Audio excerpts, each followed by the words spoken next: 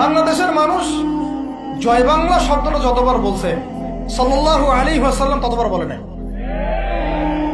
এমন একটা জাহালাত, যারা আপনারা ধর্মনিরপেক্ষ রাজনীতি করেন তারা আপনাদের নেতাদের নাম যতবার নেন রাসূলের নামও ততবার নেন না।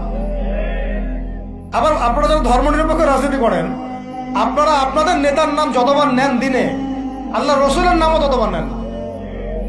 তাহলে কিভাবে আপনাদের দ্বারা আমাদের কম সফল হবে? কিভাবে সফল হবে? আর আমরা বসে আছি বাংলাদেশে মুসলিম রাষ্ট্রে, তাও দাওয়াতের কাজ নাই। কথা বুঝতে পারছেন? তারা অমুসলিম রাষ্ট্রে নিজের জীবনের ঝুঁকি নিয়ে, তারা তো তখন সবাই কাফের মুশরিক, তাই না, মূর্তি পূজারী, তাদের মধ্যে দাওয়াতের কাজ করেছে। যেমন ভারত একটা রাষ্ট্র, এটা একেবারে মূর্তি পূজারী রাষ্ট্র, তাই না, গরুর গোবর টোবর খেয়ে বেড়াচ্ছে। এইরকম রাষ্ট্রে তারা দাওয়াতের কাজ করেছেন, তাওহীদের কালিমা লা ইলাহা ইল্লাল্লাহর কথা বলেছেন। আর আমাদের এই দেশে কথা বলতেই কলিজা কাঁপে।